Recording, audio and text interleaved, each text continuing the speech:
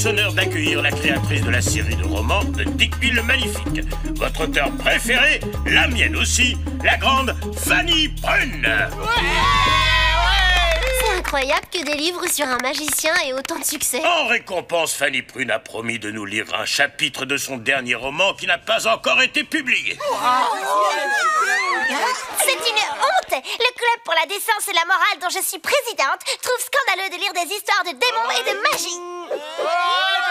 Allons, du calme. Christelle, tu as le droit de donner ton avis. Et si tu ne veux pas écouter ce passage du roman, tu peux aller à la bibliothèque.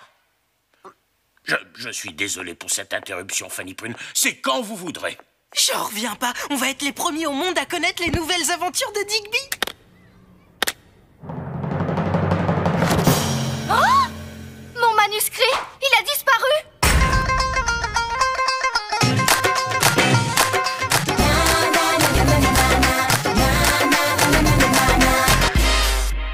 Oh là là! C'était mon unique copie! Quelqu'un me l'a volée! J'appelle la police immédiatement. Non, je ne veux pas que votre merveilleuse école ait des soucis. Je vais simplement prévenir mon éditeur que le roman ne sera pas publié. Mais j'ai promis de vous faire la lecture. Je vais donc vous lire un passage de mon dernier roman, Digby et le démon du panier repas, que j'ai apporté avec moi. Fanny Prune a peut-être dit qu'elle ne voulait pas que la police enquête, mais elle n'a pas dit qu'elle ne voulait pas le FBI. Ouais, on va retrouver le livre disparu. D'abord, on doit trouver le voleur. Qui voudrait empêcher la publication des aventures de Digby? Ça pourrait être quelqu'un qui ne supporte pas les romans de Fanny Prune. Quand je suis présidente, trouve scandaleux de lire des histoires de démons et de magie. Christelle! Si Christelle déteste autant ses romans, elle ne va pas se contenter d'en détruire un seul. Elle va essayer de tous les avoir. Oh, regarde à la bibliothèque!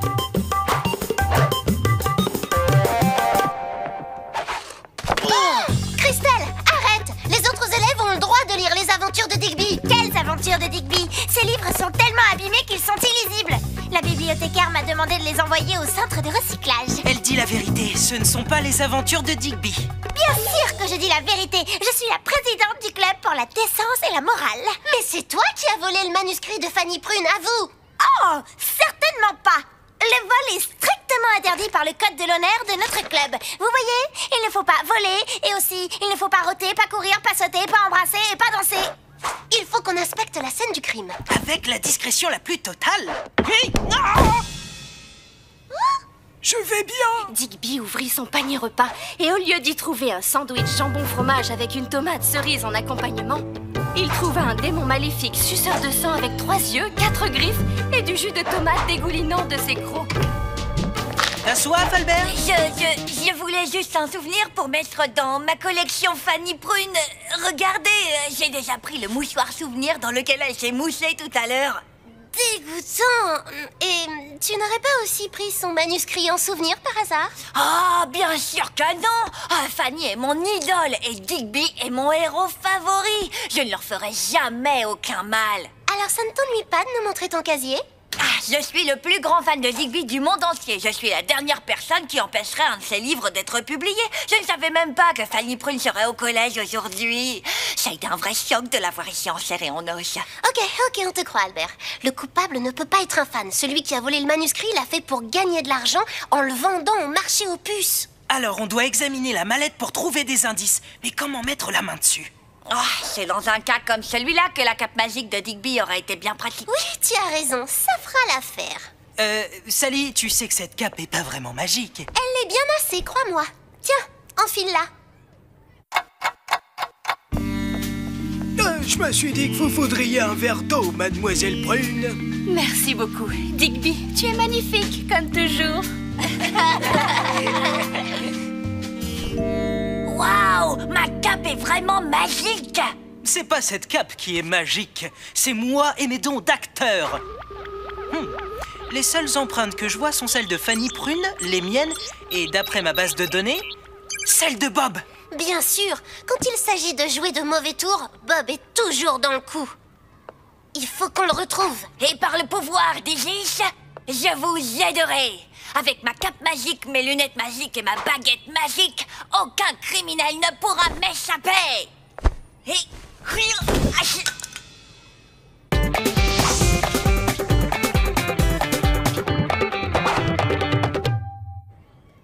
doit être parti vendre le manuscrit. On va se séparer pour le chercher. Qu'est-ce que Digby le Magnifique peut faire pour vous?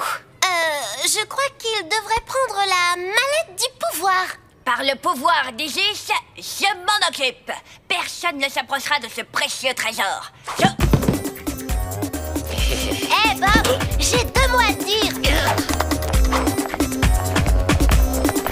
Albert, je veux dire, Digby, arrête-le. Ouais, je t'ai eu. Espèce de voleur de livres. Hé, pas moi.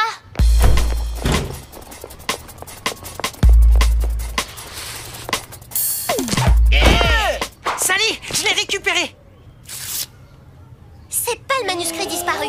Le vrai manuscrit est écrit à la main sur un carnet. Ça, c'est un autre livre de Digby avec une fausse couverture. Digby est la retenue du malheur. Je l'ai lu au moins 6 fois déjà. À quoi tu joues, Bob? Ok, j'ai essayé de voler le manuscrit, mais quand j'ai ouvert la mallette de Fanny Prune, il avait déjà disparu et tout ce que j'ai trouvé, c'était son dernier roman. Celui qu'elle lit à la classe en ce moment. J'avais déjà promis à Tom de lui vendre le manuscrit, alors comme je l'ai pas trouvé, j'en ai fabriqué un bidon en collant une fausse couverture que j'ai dessinée moi-même sur un de mes vieux livres. Et tu croyais que j'allais pas remarquer? Arnaqueur, attends que je m'occupe de toi. Stop, pas de bagarre vous deux, Bob et Tom. Même si vous n'avez pas volé le manuscrit, vous avez voulu le faire. Et ça, c'est déjà extrêmement grave. Comme punition, vous allez trier tous les livres de la bibliothèque. Après, je vais vous voir tous les deux dans mon bureau. Oui, monsieur.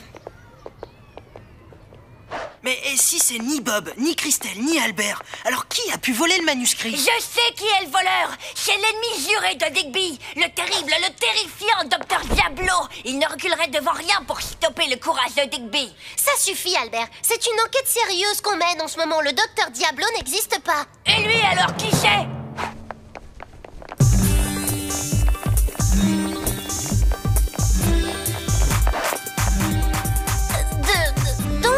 Docteur Diablo, c'est vous qui avez volé le manuscrit? Oh! Bien sûr que c'est moi. Et maintenant, je vais commettre un crime encore plus atroce. Je vais tuer Digby! Le concierge? Eh oui, mais pourquoi vous êtes si brutaux? Après tout, ce n'est qu'un jeu, n'est-ce pas? Moi aussi, je suis fan de Digby. Je pensais que Fanny Prune trouverait amusant de voir le docteur Diablo travailler comme concierge dans le collège. Mais vous avez avoué le vol de son manuscrit tout à l'heure. Bien sûr, mais je croyais qu'on jouait la comédie, moi. D'abord, c'est quoi cette histoire de manuscrit volé? Ah, s'il ne sait pas pour le manuscrit, il ne peut pas l'avoir volé. Donc on n'a toujours pas de suspect. Une petite minute, peut-être qu'on tient le meilleur suspect depuis le début. Qu'est-ce que tu veux dire par là? Jusqu'à présent, tu as volé le verre de Fanny Prune, sans parler du mouchoir usagé, tu as laissé Bob s'échapper et tu nous as donné une fausse piste avec le docteur Diablo. Ouais, je crois que t'as raison, Sally. Allons voir ton casier à nouveau, maître Digby Albert. Non, s'il vous plaît, non! Vous ne trouverez rien là-dedans, je vous jure! Ah ouais, la dernière aventure de Digby par Fanny Prune. Rends-le-moi! Enfin, on tient le manuscrit. Et le coupable. Waouh, quel début spectaculaire. C'est sûrement le meilleur Digby qu'elle ait écrit. Tu penses vraiment à ce que tu dis? Parce que c'est moi qui l'ai écrit tout seul. Toi? Oui, j'en pouvais plus d'attendre que le prochain livre de Digby soit publié. Alors j'ai décidé d'écrire mon propre roman pour m'amuser. J'ai même été jusqu'à écrire exactement de la même manière que Fanny Prune, en utilisant le même cahier et le même stylo et en écrivant assis sur mon lit. Tu veux dire que le manuscrit volé devait avoir la même allure, la même taille et tout et tout? Bah oui, Fanny Prune se sert toujours de gros cahiers comme celui que vous avez dans les mains. Mais on sait qu'elle a apporté le roman, on l'a vu sortir de sa mallette. Mais le manuscrit et le roman ne peuvent pas tenir ensemble dans la mallette. Alors c'est impossible qu'elle ait apporté le manuscrit. Je vois pas pourquoi elle mentirait. Oui, c'est vrai. Je ne l'ai pas écrit. Je ne voulais pas que mon éditeur le sache. J'étais censée l'avoir terminé aujourd'hui, mais je n'ai même pas commencé. Je n'ai pas d'inspiration. Je ferais mieux de laisser tomber. Non, il ne faut jamais laisser tomber. Peut-être que ceci peut vous inspirer. C'est vraiment génial! Un début passionnant. Le style est excellent. Les idées sont originales. Qui a écrit ça? Je suis très impressionnée, jeune homme. Peut-être que toi et moi, on pourrait collaborer sur ce livre. Bien sûr, tu seras co-auteur et rémunéré pour ton travail. Et puis, il y aura les droits d'auteur, la célébrité, l'adaptation cinématographique. Albert a le cœur qui s'emballe. D'un simple fan, il devient son inspiration. D'être publié dépasse son imagination. Ne me dis pas que tu écris ton propre roman de Digby le Magnifique. Non, ce sont les incroyables aventures de deux enfants détectives qui mènent l'enquête et résolvent des mystères au collège. C'est un concept sur lequel je travaille depuis un moment. Chouette idée, c'est quoi le titre? Dewey Macadam, garçon détective. Ça fera jamais une série de dessins animés. Et tu crois peut-être que Sally Bollywood, ça ferait une série?